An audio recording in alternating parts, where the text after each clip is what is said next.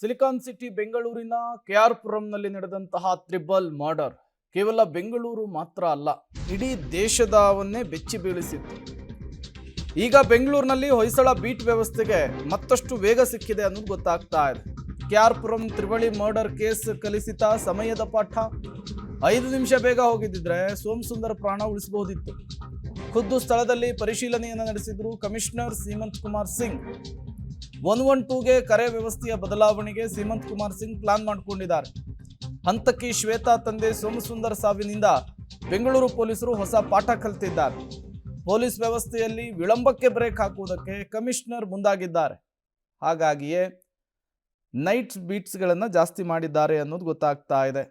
ಹೊಯ್ಸಳ ಬೀಟುಗಳನ್ನು ಜಾಸ್ತಿ ಮಾಡುವುದಕ್ಕೆ ಸೂಚನೆ ಕೊಟ್ಟಿದ್ದಾರೆ ಅನ್ನೋದು ಗೊತ್ತಾಗ್ತಾ ಇದೆ. ಯಾವುದೇ ಕರೆಗಳು ಬಂದರೂ ತತ್ಕ್ಷಣಕ್ಕೆ ತ್ವರಿತಗತಿಯಲ್ಲಿ ಸ್ಪಂದಿಸಬೇಕು ಅನ್ನುವಂತಹ ಸೂಚನೆಯನ್ನು ಕೂಡ ಮಾಡಿದ್ದಾರೆ ಅನ್ನೋದು ಗೊತ್ತಾಗ್ತಾ ಇದೆ.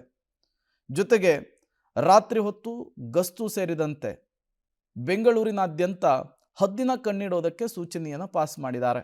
ಹಾಗಾದರೆ ಹೊಯ್ಸಳ ಪೊಲೀಸ್ ಲೇಟ್ ಹೇಗೆ? 112 ಕರೆ ವೇಳೆ ಟೆಲಿಕಾಲರ್ ರಿಸೀವ್ ಮಾಡಿ ಮಾಹಿತಿಯನ್ನು ಪಡಿತಾರೆ.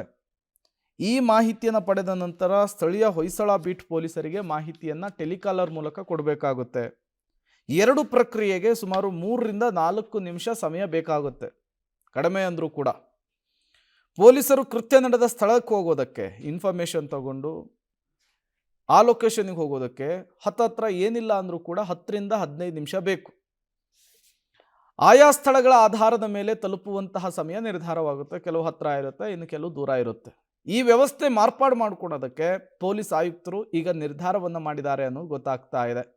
ಕಂಟ್ರೋಲ್ ರೂಮ್ಗೆ ಕರೆ ಬಂದ ಕೂಡಲೇ ವೈರ್ಲೆಸ್ ಮೂಲಕ ಅಲರ್ಟ್ ಆಗುವಂಥದ್ದು, ಕಾಲ್ನಲ್ಲಿ ಮಾಹಿತಿ ಪಡೆಯುವಾಗಲೇ ವೈರ್ಲೆಸ್ನಲ್ಲಿ ಮಾಹಿತಿಯನ್ನು ಹಂಚಿಕೆ ಮಾಡಿಕೊಳ್ಳುವಂಥದ್ದು. ಇದರಿಂದ ಮಾಹಿತಿ ಹಂಚಿಕೊಳ್ಳುವ ಸಮಯ ಉಳಿತಾಯವಾಗುತ್ತೆ.